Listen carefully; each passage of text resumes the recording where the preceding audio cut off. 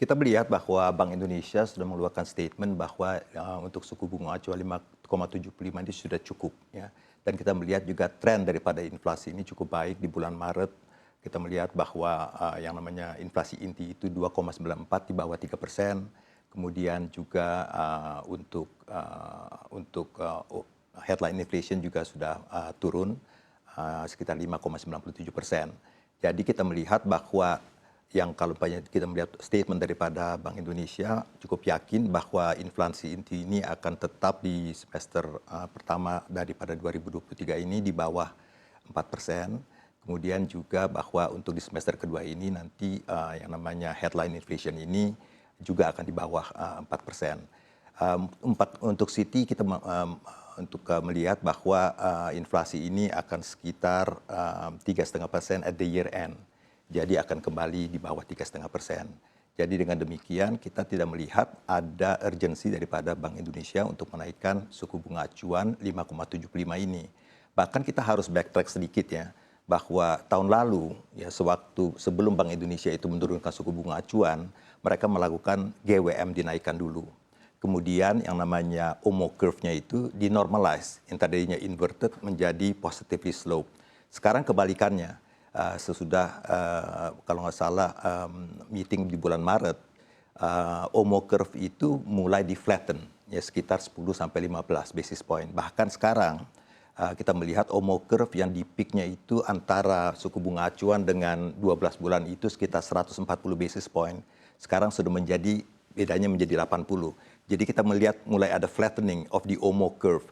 Jadi kalau kita melihat bahwa dulu GWM kemudian normalizing daripada curve baru menaikkan suku bunga, sekarang kita melihat bahwa flattening di OMO curve pasti akan disusul dengan untuk pemotongan atau reduction daripada suku bunga acuan daripada Bank Indonesia. Jadi indikasinya sudah ada di situ.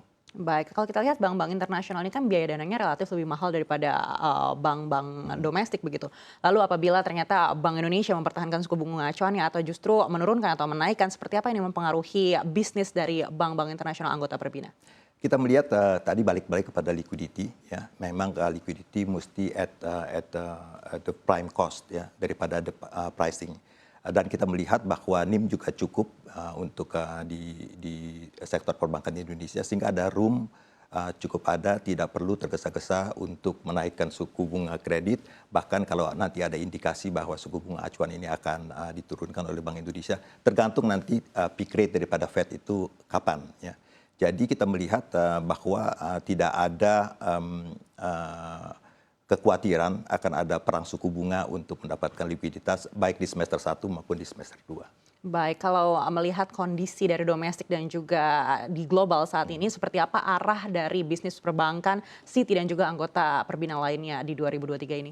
Kita melihat bahwa sekarang supply chain daripada disruption itu sudah minimize ya. Jadi kita melihat bahwa umpamanya untuk financial flow di bond market sudah sekitar 60 triliun ya.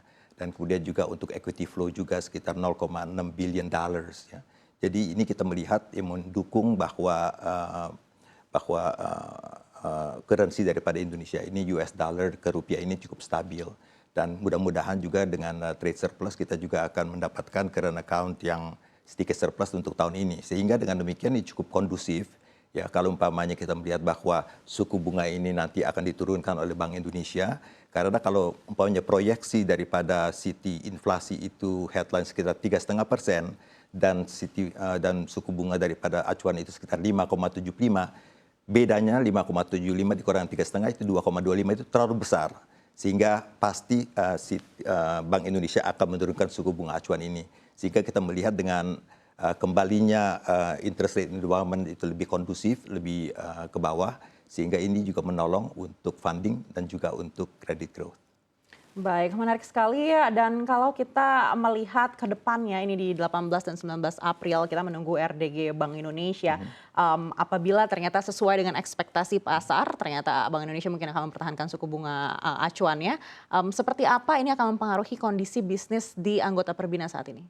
Kalau kita melihat untuk Perbina multinational business, mereka cukup positif ya. Kita melihat juga bahwa liquidity inflow juga itu cukup baik kembali kepada portfolio daripada para bank-bank di Indonesia.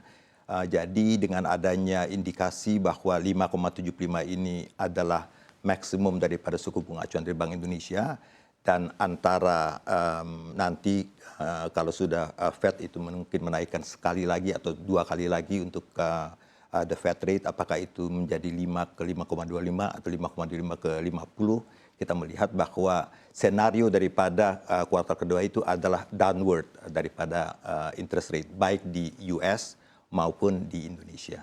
Baik, dan kalau kita berkaca pada currency, hari ini kita lihat rupiah semakin menguat begitu. Bagaimana ini mempengaruhi bisnis perbankan asing?